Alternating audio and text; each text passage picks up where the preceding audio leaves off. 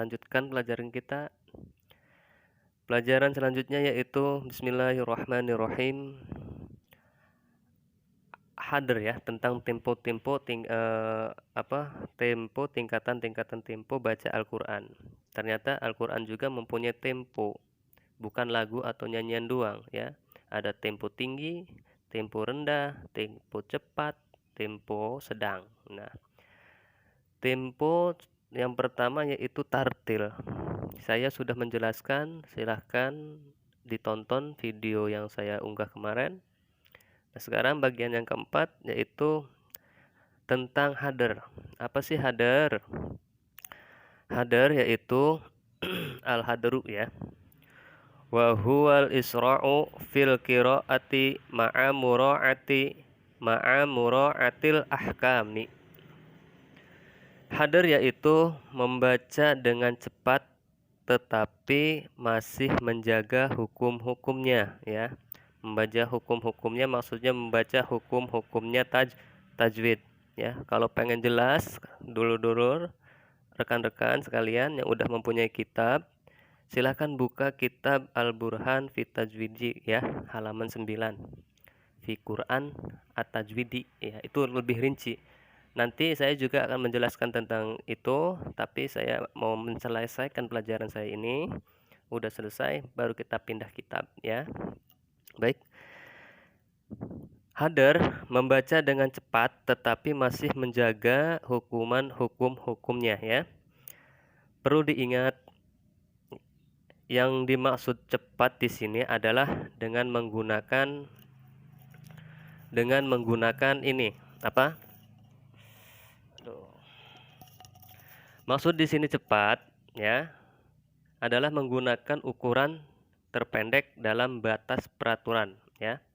Dalam batas peraturan tajwid. Jadi bukannya keluar dari peraturan sebagaimana yang banyak kita jumpai pada acara-acara kayak jumpai seperti traweh ya. Itu bacanya kan ada yang cepet tuh. Bismillahirrahmanirrahim. Amin. Itu kalau seandainya masih ukuran-ukuran tajwid boleh, tapi kalau misalkan udah mengacak-acak tajwid itu tidak boleh ya. Karena bacaan cepat yang keluar dari peraturan ini cenderung merusak ketentuan membaca Al-Qur'an ya. Sebagaimana yang telah diajarkan Rasulullah. Jadi membaca cepat tapi tidak ada tajwidnya merusak Al-Qur'an berarti udah menyimpang dari ajaran Rasulullah Shallallahu alaihi wasallam ya. Kayak contohnya kayak sering kita jumpai kayak baca taraweh tuh ya. Cepet banget ya bacaannya. Bismillahirrahmanirrahim. Amin. Allahu akbar, Allahu akbar. Aduh, Gusti Allah ya. Boleh baca cepat, boleh, tapi harus ada ketentuan dan peraturan tajwid ya, boleh. Beri apa cepat? Bismillahirrahmanirrahim. Alhamdulillahirabbil alamin arrahmanir rahim maliki yaumiddin iyyaka na'budu wa iyyaka nasta'in ihdinas siratal mustaqim siratal ladzina an'amta 'alaihim ghairil maghdubi 'alaihim waladdallin. Amin. Boleh. Yang penting kita jelas tajwidnya mana yang kita tahu mana ini. Ini la berarti panjang, alhamdulillah panjang ya. Boleh. Terus yang ketiga bacaan at-tadwir ya. Apa at-tadwir? Wa huwa martabatun mutawassitotun bainat tartili wal hadri. Nah, kalau ini yang sering kita gunakan dalam sehari-hari membaca Al-Qur'an. Ya, cepat tidak, pelan pun tidak ya. Namanya at-tadwir ya. At-tadwir itu tingkatan pertengahan antara tartil dan hadar ya. Kalau pengen jelas gimana pertengahan tartil dan hadar, buka lagi tuh kitab Al-Burhani At-Tajwidi ya. Di situ ada halaman 9 ya. Kitab Al-Burhan fi Tajwidil Quran ya. Lihat aja.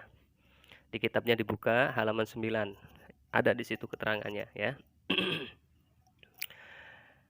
At-tadwir, bacaan at-tadwir ini lebih dikenal dengan bacaan sedang, tidak terlalu cepat, juga tidak terlalu pelan, tetapi pertengahan antara keduanya, santai gitu ya. Mana contohnya, Mang? Contohnya seperti ini. A'udzu billahi minasyaitonir rajim. Bismillahirrahmanirrahim. Alhamdulillahi rabbil alamin arrahmanir rahim. Maliki yaumiddin. Iyyaka na'budu wa iyyaka nasta'in. Ihdinas siratal mustaqim. Siratal ladzina an'amta 'alaihim ghairil maghdubi 'alaihim waladdallin. Amin, seperti itu ya. Itu at-tadwir yang sering kita baca atau yang sering kita mengaji ya. Pelan tidak, cepat pun tidak ya. Bisa dimengerti. Baiklah, selanjutnya yaitu at-tahqiq. Apa at-tahqiq? At-tahqiq, Mang. At-tahqiq yaitu at-tahqiqu ya. Wa huwa mislu tartili illa annahu aktsaru minhu mi'nanan ya. At-tahqiqu yaitu membaca seperti halnya tartil tetapi lebih tenang dan perlahan-lahan ya. Tenang, perlahan-lahan ya.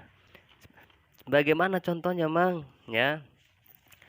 Nanti contohnya di depan ya. Saya selesaikan dulu bacanya, baru saya contohkannya. Ya, tempo ini hanya boleh dipakai untuk belajar atau latihan dan mengajar ya, dan tidak boleh dipakai pada waktu sholat ataupun menjadi imam. Tuh, waktu belajar tuh ya. A'udzu billahi minasyaitonir rajim. Bismillahirrahmanirrahim. Alhamdulillahi rabbil alamin. Ar-Rahmanir-Rahim. Ya, seperti itulah.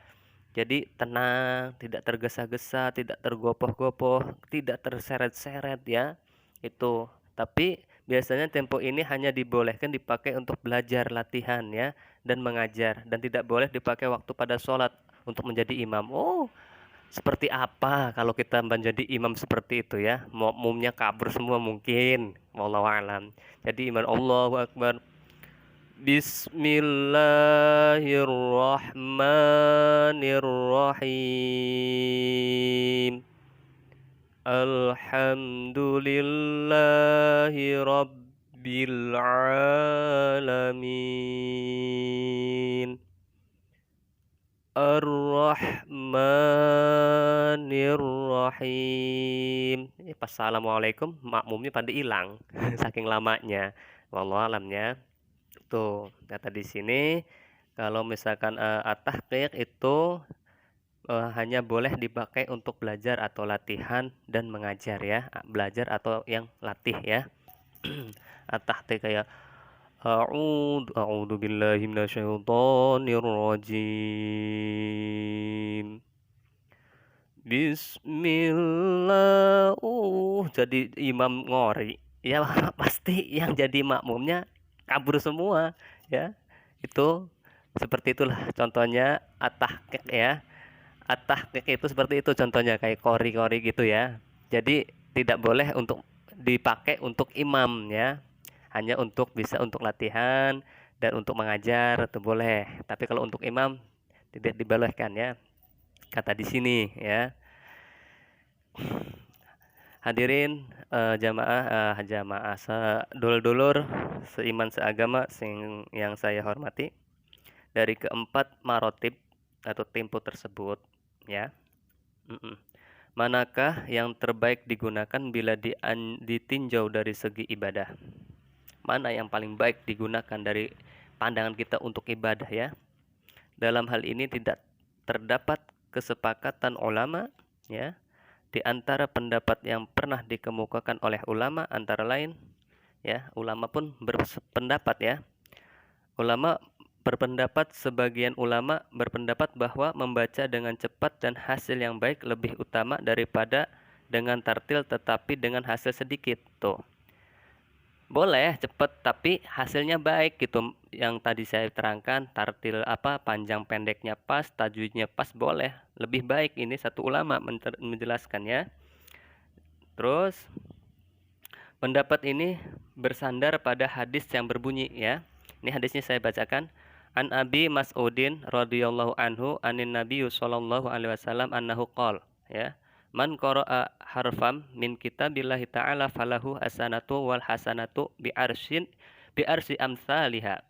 Dari Abdullah bin Mas'ud dan Nabi sallallahu alaihi wasallam bahwa beliau bersabda, barang siapa membaca Al-Qur'an, maka tiap huruf yang dibacanya akan mendapat satu kebaikan dan setiap kebaikan akan dibalas 10 kali lipat. Subhanallah ya. Jadi 10 kali lipat kita membacanya ya, akan tiap hurufnya itu dikasih, tiap huruf dikasih 10 kali lipat pahala. Masya Allah. Tapi kok males ya kita baca Al-Quran. Itulah setan pinter ya. Masya Allah. Kalau lebih pengen jelasnya buka kitab Nihayatul Qawil Mufid ya. Nihayatul Qawil Mufid ya. Halaman 14 sampai 17. Situ menjelaskan ya tentang pahala-pahala orang yang membaca Al-Quran. Jikalau rekan-rekan nanti sering menyaksikan video ini, insya Allah saya akan bacakan kalau masih ada umur ya. Insya Allah, insya Allah. Yang kedua, kata ulama yang kedua berpendapat, jumhur ulama berpendapat sebaliknya. Membaca dengan tartil walaupun sedikit lebih baik daripada jumlah yang banyak tetapi dengan cepat. Jumhur ulama berargumen ya bahwa tujuan membaca Al-Qur'an selain sebagai ibadah juga untuk mengerti, untuk kemudian diimplementasikan. Bahasanya intelek banget ya. Rada susah menyebutkannya. Dalam amal perbuatan sebagaimana yang dituntut oleh Al-Qur'an.